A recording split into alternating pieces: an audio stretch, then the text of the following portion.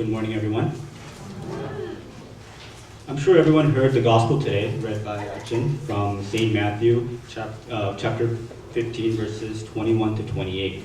And today's message my message will be based on that, and the message deals with faith. Kids, do you think faith is important? Faith in God is important? Can't hear you. Yes, right? Faith is very important. And the gospel today shows us a very good example, a wonderful example of how this faith is very important to us. The entire section of Matthew chapter 15, verses 1 through 28 is concerned with ritual purity. What does that mean? It shows us how people are clean and unclean and what makes them that way. From verses 21 to 28, which was read today as a gospel, it describes a Canaanite woman of having great faith. How does she have great faith? From the entire chapter, we see that she did not walk on water. It doesn't tell us that she moved a mountainside.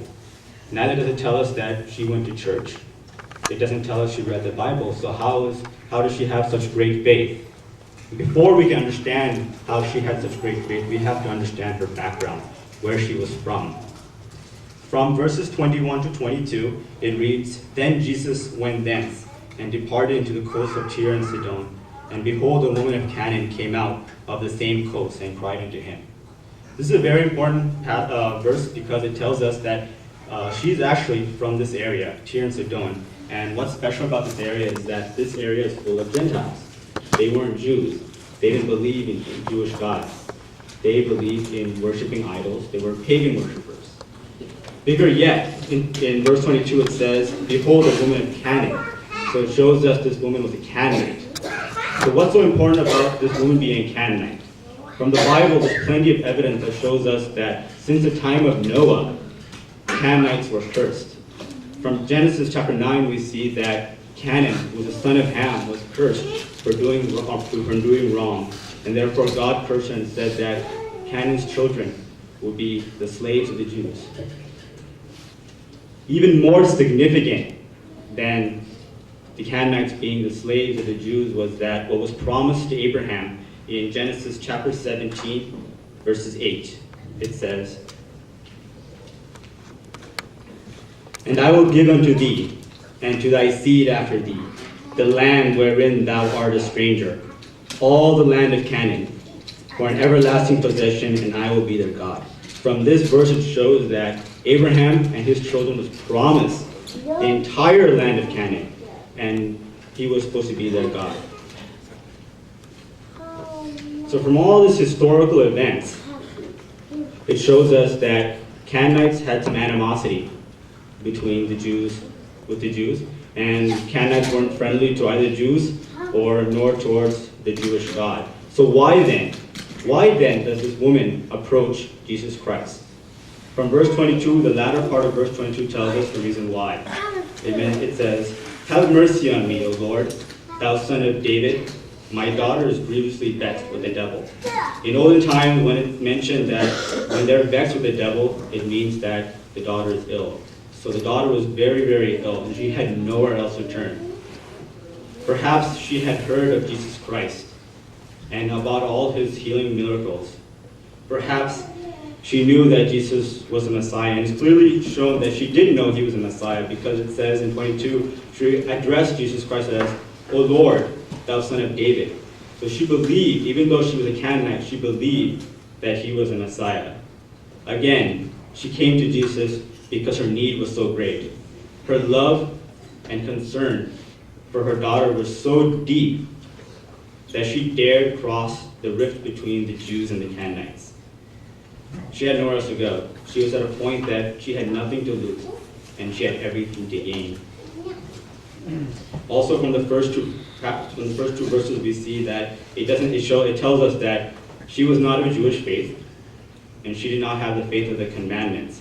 But her faith was even stronger. Her faith can be defined as a faith that comes to Jesus with nothing to offer him, but everything to gain from trusting him. Now the important part comes is how Jesus responds. Jesus responds by simply ignoring her. I was puzzled when I read this. Why would Jesus respond in such a way?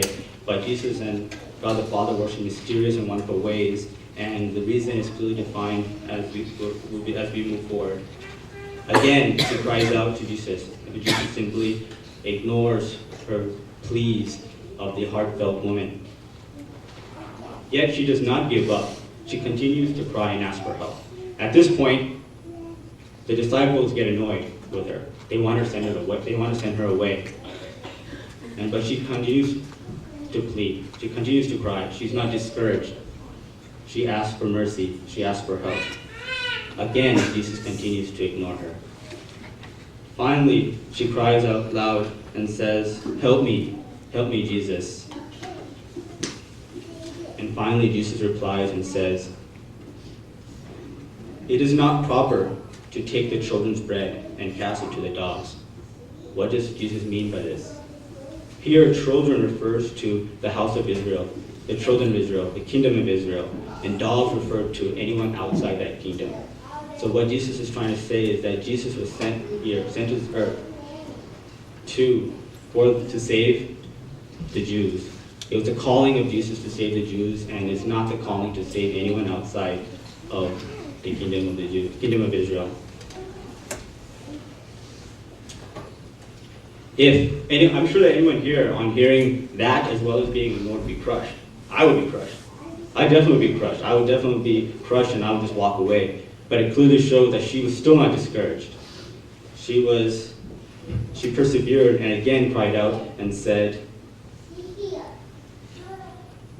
"Yes, my Lord, I know I am but a dog, but even the dogs eat the crumbs that fall from the master's table."